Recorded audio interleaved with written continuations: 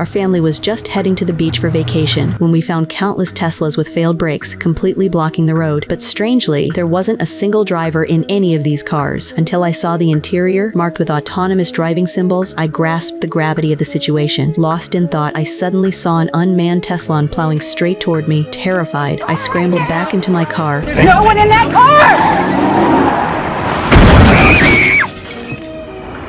Mom, on your left, this car! Go!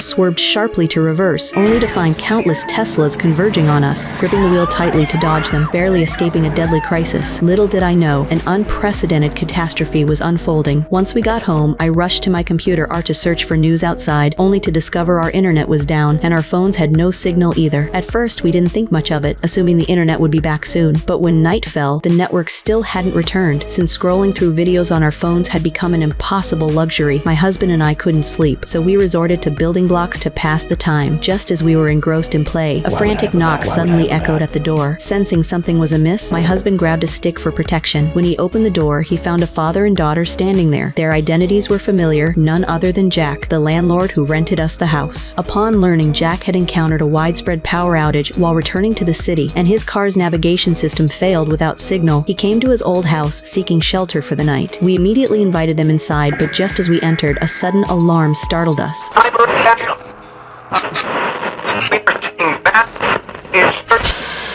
Since it was already late at night, we could only retreat to our rooms to rest. The next morning, my husband and I slept in until we woke naturally. When I picked up my phone, I found several news alerts had arrived overnight. It turned out last night's internet outage was caused by a hacker attack. I intended to share this news with my husband, but when he finally awoke, the news reports had mysteriously vanished, and the phone had lost all signal. Even more terrifying, when my daughter went out to play in the yard, she discovered countless elk gathering nearby, as if foretelling some dreadful impending event. To uncover the cause, my husband drove out to seek answers. Meanwhile, Jack went to a neighbor's house nearby, only to find it in utter disarray, as if it had been ransacked. Not a soul remained inside. After searching thoroughly, Jack luckily found a satellite phone, but unexpectedly, the satellite phone also had no signal. With no other choice, Jack headed toward the open seashore to try his luck. Yet the moment he reached the shore, he froze in shock. The ground was littered with aircraft wreckage. Just as Jack stood frozen in terror, a passenger jet suddenly hurtled straight toward him.